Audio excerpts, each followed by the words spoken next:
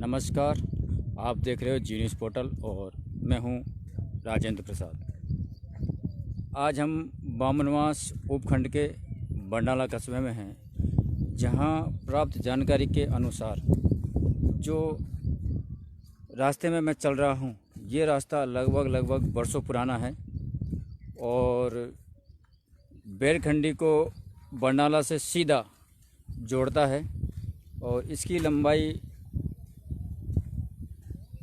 3 से 4 किलोमीटर है। और बैरखंडी के लोग बरनाला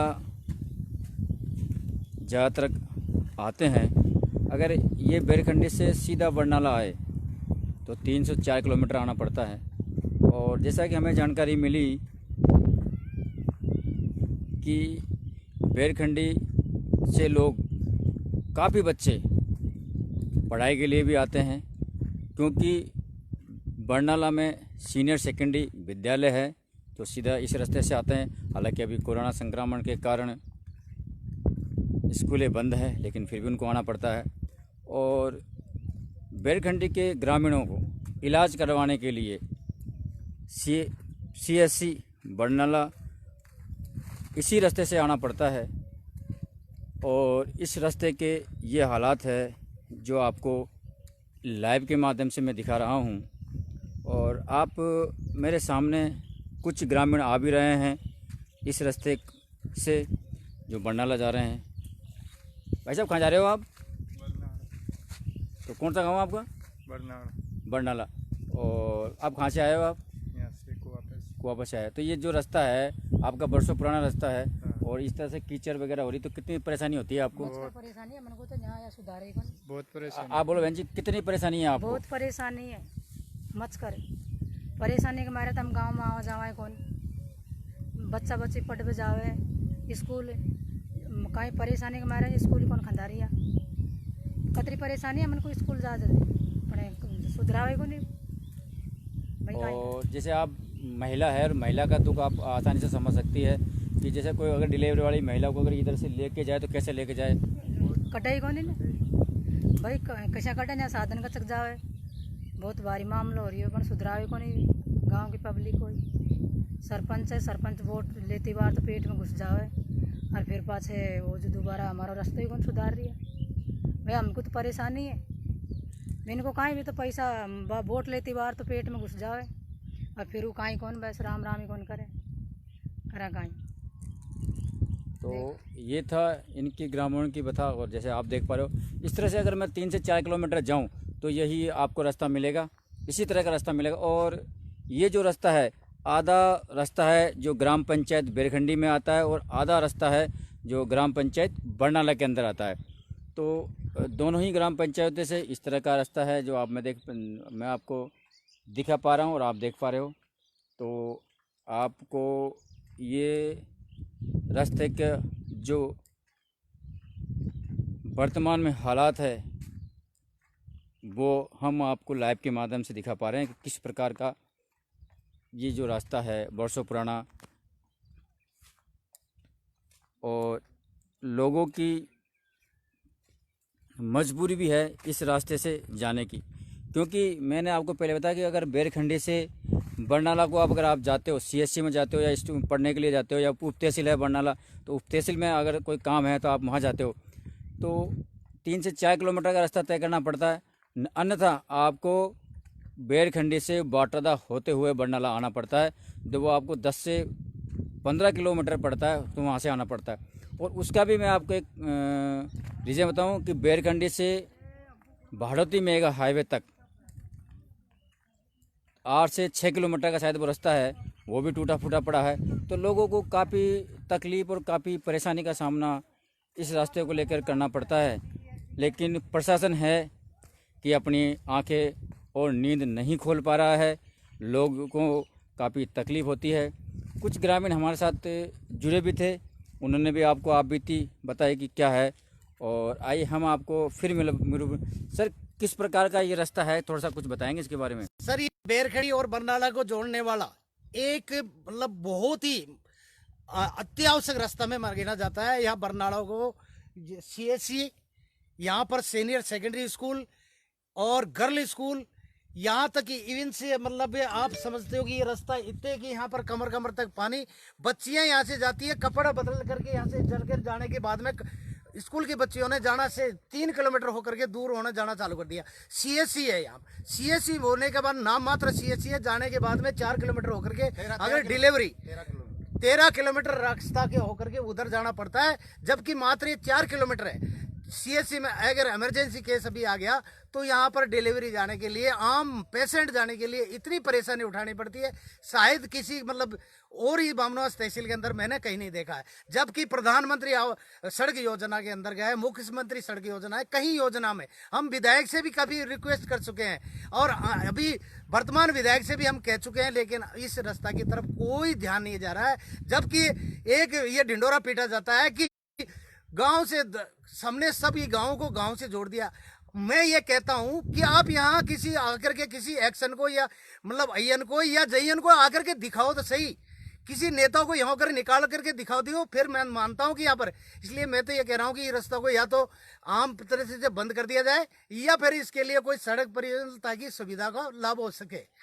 मुझे तो लगता नहीं, ये आम रास्ता 100 सालों से है, आज से नहीं है, 100 सालों से चलता है। मैं 60 वर्ष हूँ, मैं रिटायरमेंट आदमी हूँ, 61 साल तो मेरी भी हो चुकी है। मैंने इसी रास्ते से जिंदगी जब से जन्म लिया इस रास्ते से आना जाना, आज ये कमर से लेकर के रास्तों से और दोनों तरफ से ये 60 फुट रास्ता था, 60 फुट रास्ते से लेकर के 20 फुट रास्ता कर दिया, अतिक्रमण है। माननीय कलेक्टर महोदय से भी हम ये इसलिए रिक्वेस्ट करना चाहेंगे कि इस रास्ते के ऊपर एक ध्यान दीजिए, ताकि ये भविष्य में किसी भी तरह की कोई आम पब्लिक को किसी परेशानी नहीं उठानी पड़े। जनप्रतिनिधि, सांसद महोदय, विधायक महोदय से भी हम इसके लिए और दोबारा और मिलेंगे दोनों गांवों के ले जाने के लिए, कि ताकि ये रास्ता सुगम रास्ता हो सके।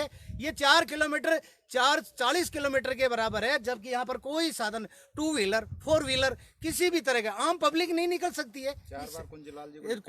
भूतपूर्व सांसद, भूतपूर्व MLA से तो काफी मिल चुके हैं, लेकिन अब वर्तमान MLA और सांसद से और रिक्वेस्ट करेंगे ताकि ये सुगम रास्ता हो जाए और गांव से गांव को जोड़ दिया जाए। तो हमारी मतलब यही हमारी मांग है और सबसे ही ये इतना ही आपसे मतलब रिक्वेस्ट है कि रास्ता की तरफ ध्यान दिया जाए।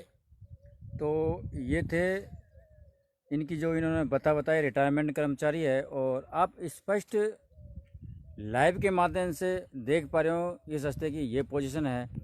तो हमारा भी प्रशासन से निवेदन रहेगा कि लोगों की समस्याओं को निराकरण करे, नहीं तो जब आपातकालीन स्थिति हो जाती है या ऐसी कोई ट्रेजेडी हो जाती है, उसके बाद धरना प्रदर्शन और आप आश्वासन देते हो, उसके बाद उसको करना पड़ेगा। उससे पहले अगर आप कोई ट्रेजेडी न हो, उससे पहले अगर इस रास्ते को करवाए तो आप भी धन्यवाद का पात्र होंगे और जनता को भी इसकी सहायता सुगमता से उपलब्ध हो सकेगी। और आप जैसे देख पा रहे हो कि मेरे पीछे भी कुछ लोग आए हुए हैं और उनसे भी मैं आपको मुलाकात करवा रहा हूँ। सर, अभी ताऊ जी आप कहाँ से आए हो? अभी कहाँ से आए हो? अभी गाँव से आए हो? अभी कहाँ जा रहे हो?